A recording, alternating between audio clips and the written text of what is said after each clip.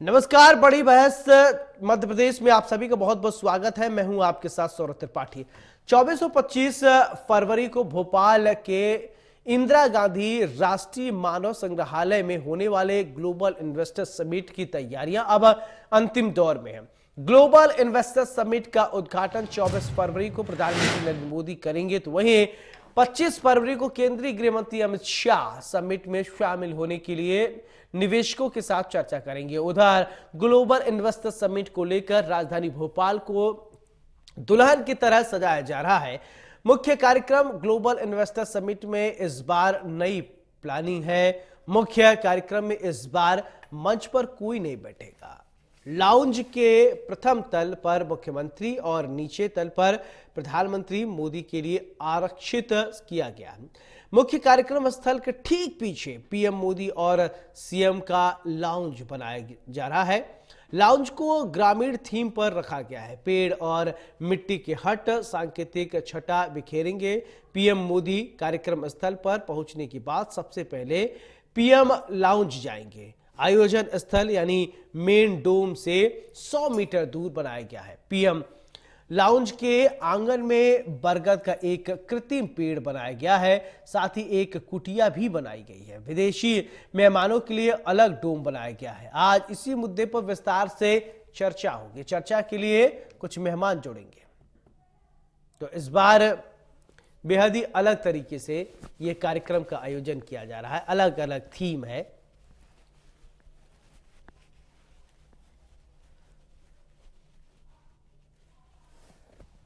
तो global investor summit 2025 की हम बात कर रहे हैं। तो ग्राउंड फ्लोर पर प्रधानमंत्री नरेंद्र मोदी का ये बेहद ही खूबसूरत तरीके से इसको डिजाइन किया गया है। और क्या खासियत है, कुछ बातें हम आपको बताते हैं। तालाब के सबसे पहले करीब वाले हिस्से में डबल डेकर पवेलियन बनाया गया है। और डबल डेकर पवेलियन में डेलीगेट्स को भी एंट्री मिलेगी। डेलीगेट्स भी जा सकते हैं, मेहमान भी उसमें जा सकते हैं। और डेलीगेट्स डबल डेकर पवेलियन से बड़े तालाब की खूबसूरती को निहार सकेंगे। यानी बेहद ही अच्छे तरीके से बनाया गया। मुख्य कार्यक्रम के लिए 4000 वर्ग मीटर का एयर कूल्ड डोम बनाया गया है। और एयर कूल्ड डोम में 3000। तो ग्लोबल इन्वेस्टर समिट 2025 का ये आयोजन इस बार थीम के अकॉर्डिंग किया जा रहा है। और हमारे साथ अभी कुछ ही सेकेंड में खास मेहमान जुड़ेंगे। उनसे हम समझेंगे कि आखिरकार किस तरीके से इसको डिजाइन किया जा रहा है। अलग अलग थीम बनाई गई है। पीएम के बैठने के लिए अलग जगह है और एक हट बनाया गया है। उसमें फिर बरगद के आर्टिफिशियल पेड़ लगाए गए हैं। यानी अब आप कल्पना कीजिए, सोच के ही लग रहा है कि हाँ सब कुछ डिफरेंट होने जा रहा है, कुछ नया इस इवेंट में देखने को मिलेगा। यानी जो डेलीगेट्स आएंगे, जो मेहमान आएंगे, उनके सादर सत्कार के लिए भी बेहतरीन व्यवस्थाएं की गई हैं। और मंडी द्वीप की चुनिंदा फैक्ट्रियों में विजिट कराकर प्रदेश के इंडस्ट्री के बारे में बताया जाएगा। चलिए, हमारे साथ दो खास मेहमान जुड़ रहे हैं। सबसे पहले परिचय करा देते हैं, फिर इसके बाद और उनसे समझेंगे कि आखिरकार कैसी व्यवस्थाएं हैं। हमारे साथ सुधीर गुप्ता जी हैं, डायरेक्टर हैं ड्रीम ऑल ग्रुप के, बहुत बहुत स्वागत है। हमारे साथ प्रेम व्यास जी हैं, बीजेपी के प्रवक्ता हैं, बहुत बहुत स्वागत है। तो चर्चा की शुरुआत सुधीर गुप्ता जी मैं आपसे करना चाहता हूं, क्योंकि आप बेहतर तरीके से इस पूरे मंडपम को समझ सकते हैं कि जो व्यवस्थाएं की गई 24-25 तारीख को जो व्यवस्थाएं हो रही हैं। सुधीर जी, क्या खासियत है इस बार? क्योंकि जैसा कि मैं अभी दर्शकों को भी बता रहा था कि पीएम जहां बैठेंगे वहां एक अलग थीम बनाया जा रहा है और सीएम जहां बैठेंगे वहां थीम। क्या नया होने जा रहा है, बताइए। अभी मतलब मध्य प्रदेश में पहली बार इस तरह का बड़ा आयोजन की एक प्लानिंग सरकार ने करी है। मैं अभी थोड़ी देर पहले सीएम हाउस में गया था, क्योंकि उन्होंने पहले ही कई लोगों को आमंत्रित किया और इसके बारे में योजना बनाने में मदद मांगी। तो हम सीएम साहब के साथ में थे। बहुत बड़ा विजन है सरकार का इसको लेकर, और इंडस्ट्रियलिस्ट के लिए सबसे गोल्डन टाइम आया मध्य प्रदेश में। अभी मध्य प्रदेश की सबसे बड़ी खास बात है कि मध्य प्रदेश का 5 लाख एकड़ का लैंड बैंक है, जो हिंदुस्तान में किसी भी स्टेट के पास नहीं है, पहला। दूसरा, मध्य प्रदेश में एक सेंटर में, मतलब कहीं से भी अपन ट्रांसपोर्टेशन की बात करें, अप्रोच की बात करें, मध्य प्रदेश हर जगह से हमेशा तैयार है काम करने के लिए, क्योंकि अभी तक मध्य प्रदेश में इन्वेस्टर और लोगों ने तो ध्यान नहीं दिया। बाकी सब स्टेट, महाराष्ट्र हो गया, यूपी हो गया, बाकी स्टेट में फोकस था। गुजरात तो नंबर 1 चल ही रहा है इस मामले में। अब गुजरात मॉडल की प्लानिंग मध्य प्रदेश भी कर रहा है, और उम्मीद है कि अगले 4 से 5 साल में मध्य प्रदेश अभी जिस पोजीशन पे, उस पोजीशन में इंडिया के टॉप 3 स्टेट में आ जाएगा, ऐसी पूरी उम्मीद है। बिल्कुल। अच्छा, ये जो थीम यहाँ पर बनाए गए हैं सुधीर जी, और जैसे बैठने के जो डेलीगेट्स आएंगे या पीएम के या सीएम के, तो क्या सोच के ये ऐसी व्यवस्थाएं की गई हैं? एक्चुअली इस तरह की व्यवस्था ऐसी की गई कि जैसे फॉरेन के इन्वेस्टर्स भी आ रहे हैं, इंडिया के इन्वेस्टर्स भी आ रहे हैं, काफी सारे इन्वेस्टर्स हैं। तो एक अलग अलग लेवल पे लोग बैठेंगे, समझेंगे, और अलग एक माहौल बनाया गया है। 31,000 लोगों के अभी तक इन्वेस्टर्स के रजिस्ट्रेशन हो चुके हैं मध्य प्रदेश में, और आयोजन में उम्मीद थी कि 20,000 लोगों को हम जोड़ेंगे, 15,000 को जोड़ेंगे। रिस्पॉन्स मतलब बहुत भारी रिस्पॉन्स मिला है। आज ही सरकार ने जो सब्सिडी का पैसा उद्योगपतियों को देना चाहिए, वो पिछले 2-3 साल का पेंडिंग था, वो भी आज सरकार ने दिया है। तो सरकार तो अब चाहती कि कंधे से कंधा मिला के उद्योगपति और सरकार मिलकर काम करे, और लोगों को रोजगार मिले, प्रदेश का विकास हो, और देश के विकास में मध्य प्रदेश की अहम भागीदारी हो। चलिए, ठीक है। प्रेम व्यास जी, मध्य प्रदेश को विकसित मध्य प्रदेश बनाने के लिए भारतीय जनता पार्टी की सरकार पूरी तरीके से तैयार है, और इस बार 24-25 फरवरी को होने वाला यह इवेंट कई मायने में बेहद खास होने वाला है। क्या आपको लगता है जो इन्वेस्टर्स आएंगे और जो लोग आएंगे मध्य प्रदेश के होकर ही रह जाएंगे, या सिर्फ ऐसा तो नहीं सिर्फ इवेंट का ही पार्ट रह गए? नहीं, देखिए सौरभ जी, जब भी हम कोई कार्य करते हैं तो निश्चित तौर पे एक तय प्रणाली के रूप में करते हैं। अगर बजट में अनुमोदन करते हैं, उसके पूर्व में अगर हम मध्य प्रदेश में ही रीजनल इंडस्ट्री कॉन्क्लेव करते हैं और हर रीजन में पहुंचने का कार्य करते हैं, तो पहले तो उसकी रूपरेखा का निर्माण करना, और उसके बाद एक वृहद तौर से ग्लोबल इन्वेस्टर्स मीट के माध्यम से ये प्रदर्शित करना कि प्रदेश में क्या क्या संभावना व्याप्त है, प्रदेश की संभावनाएं का दोहन प्रदेश किस तरह से कर सकता है, और विदेशी जो निवेशक है वे किस तरह से आकर्षित होकर प्रदेश के संसाधनों के साथ में कार्य कर सकते हैं। दूसरी चीज है कि इंफ्रास्ट्रक्चर की बात करेंगे तो हमने इंफ्रास्ट्रक्चर को भी प्रदर्शित करा है। मध्य प्रदेश में हुए विकासों को पहले प्रदर्शित करा है, चाहे वो सुरक्षा की दृष्टि से हो, चाहे वो बिजली की दृष्टि से हो, चाहे सड़क की दृष्टि से हो, चाहे पानी की दृष्टि से हो। तो निश्चित तौर पर जो इन्वेस्टर्स और इन्वेस्टमेंट के लिए जरूरी माहौल पहले उसको प्रिपेयर करा गया। अगर ईज ऑफ डूइंग पत्रिका की बात करेंगे तो लगभग उन्होंने मध्य प्रदेश को 7th पोजीशन दी थी। 2003 की बात करेंगे तो प्रदेश की औद्योगिक नीति माइनस में जा चुकी है, आज 22% तो ज्यादा है। मतलब ये विश्वास प्रदत्त करा, पूर्व में इन्वेस्टर्स मीट्स के माध्यम से बार बार हमने प्रयास करा है कि हम जो प्रदेश में संभावनाएं व्याप्त है उसके प्रति देश और विदेश का भी ध्यान आकर्षित करें। और निश्चित तौर पर अभी हमने जो नियमों में परिवर्तन पूर्व में किए हैं, ये ऐसा नहीं है कि आज ही हमने नियमों में परिवर्तन करे और आज ही हम इन्वेस्टर्स मीट्स करा रहे हैं। हमने नई औद्योगिक संवर्धन नीति को लागू करा है, लॉजिस्टिक एक्सपोर्ट्स नियम सरलीकरण करा है, सिंगल विंडो सिस्टम करा है, जिलाधीशों के माध्यम से कहीं भी कोई समस्या आ रही तो डायरेक्ट 1-to-1 चर्चा को माध्यम बनाया। राष्ट्रीय स्तर पर देखेंगे तो बीटीएन पोर्टल लेकर आए, उस बीटीएन पोर्टल के माध्यम से जो व्यापार व्यवसाय में जो समस्याएं व्याप्त होती थी उसका सरलीकरण कराए। उसके पश्चात ये संभव हो पाया है कि आज जब 20,000 की हम संख्या निर्धारित करते तो 35,000 पे पहुंचती है। ये उसी के कारण हो सकता है कि आप जब प्रदेश में किसी नीति का निर्माण करो। और दूसरी बात है कि हमने एक और चीज कही है कि फार्म से फिशन तक जो बीच की पूरी लिंक है उसको हम प्रदर्शित करेंगे, ताकि जो प्रदेश की संभावना है उसको हम विश्व स्तर पर ले जा सके। और निश्चित तौर पर मध्य प्रदेश में जिस तरह से लैंडवेक एरियाज की बात हो या जिस तरह से इंफ्रास्ट्रक्चर की बात हो, आज जरूरी व्याप्त। और आप बताइए मुझे, लगभग 20 वर्षों में एक भी एक्सटॉर्शन से संबंधित कोई केस आया हो तो प्रदेश में माहौल विपरीत हो, लेकिन प्रदेश का माहौल निश्चित रूप से अनुकूल है।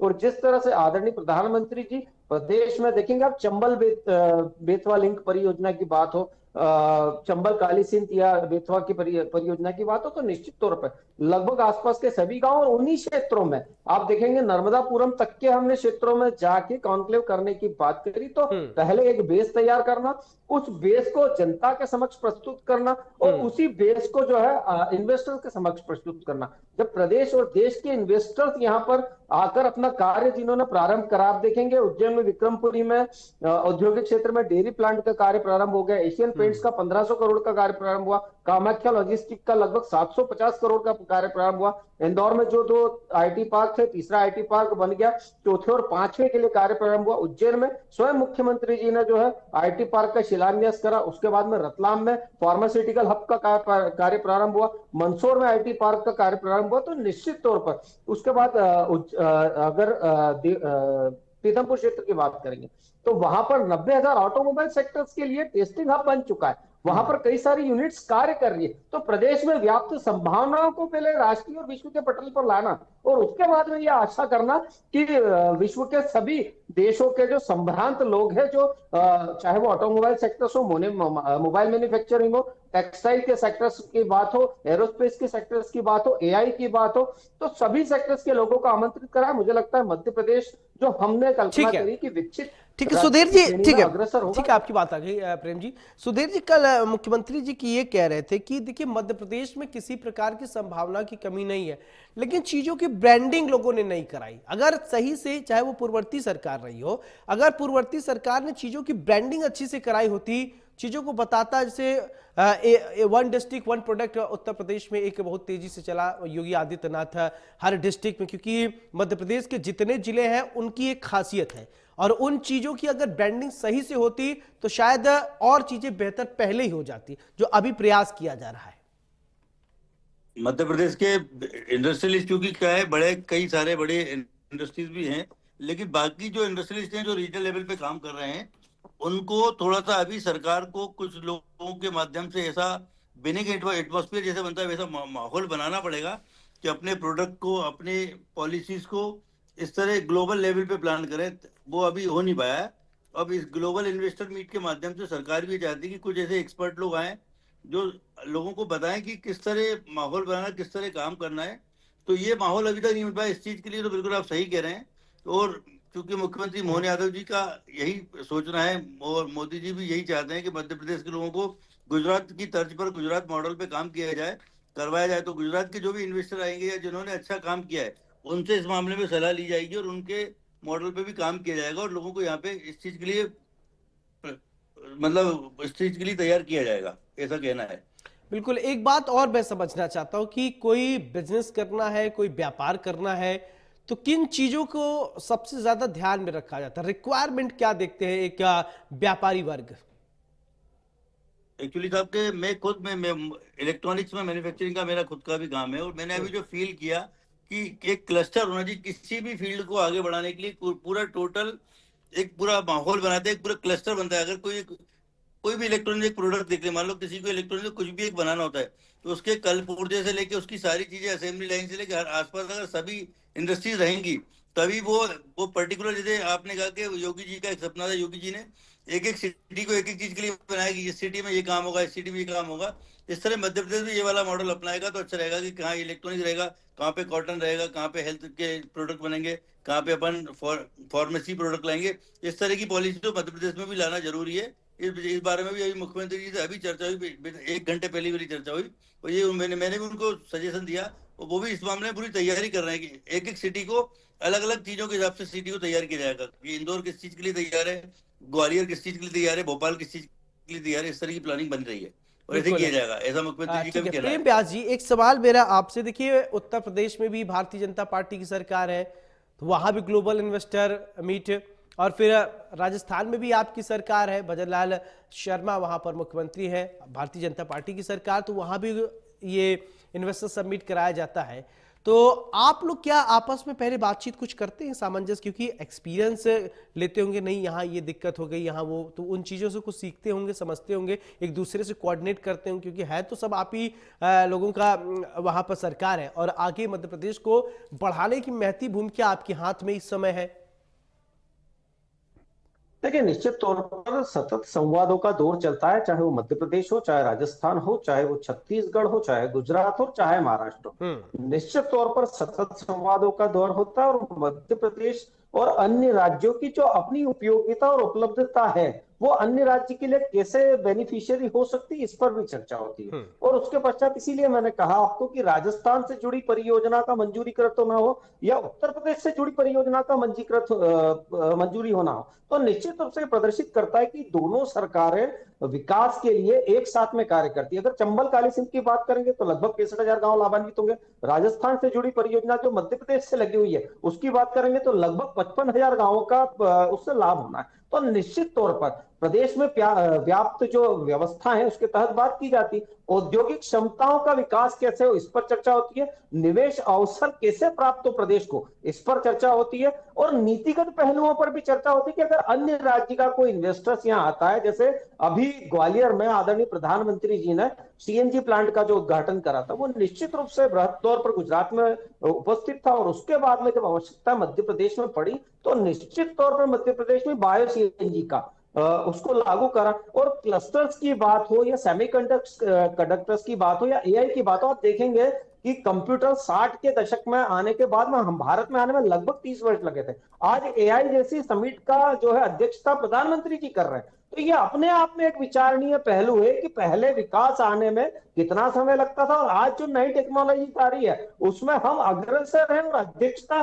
सह अध्यक्षता तक कर रहे हैं। दूसरा, जो पीथमपुर क्षेत्र की बात हुई थी, वो वहां पर लगभग आयसर जैसी कंपनी 90,000 वाहन अगर बनाती है तो 100 इकाइयां वहां पर स्थापित होती, जो टायर बोल्ट्स और अलग अलग काम भी वहां पर करती है। हमने प्रयास करा है कि हम इसी लॉजिस्टिक पार्क्स के माध्यम से क्लस्टर्स लेके आए और क्लस्टर्स पर योजना आदरणीय शिवराज सिंह जी चौहान के समय प्रारंभ हो चुकी थी, लेकिन किसी भी योजना को मूर्त रूप लेने में कुछ समय लगता है, कुछ कार्य शेष होता है। निश्चित रूप से तय समय पर उन कार्यों को पूर्ण किया गया। और आज जो प्रधानमंत्री जी का जो उन्होंने कहा था कि $800 बिलियन का हम निवेश करेंगे, तो उसमें हर प्रदेश अपनी महत्वपूर्ण भूमिका निभाएगा। इसीलिए आदरणीय प्रधानमंत्री जी हो, मुख्यमंत्री जी हो, सभी प्रदेश के मुख्यमंत्री जो विकास पत्र प्रदर्शित होते हुए प्रदेश की संभावनाएं प्लस रोजगार प्लस डेवलपमेंट्स, इन तीनों चीजों को लेकर चल रहे हैं। मुझे लगता है कि जो इससे परिणाम निकल के आ गए वो निश्चित रूप से प्रदेश के हित में भी होगा और सुखद भी होगा।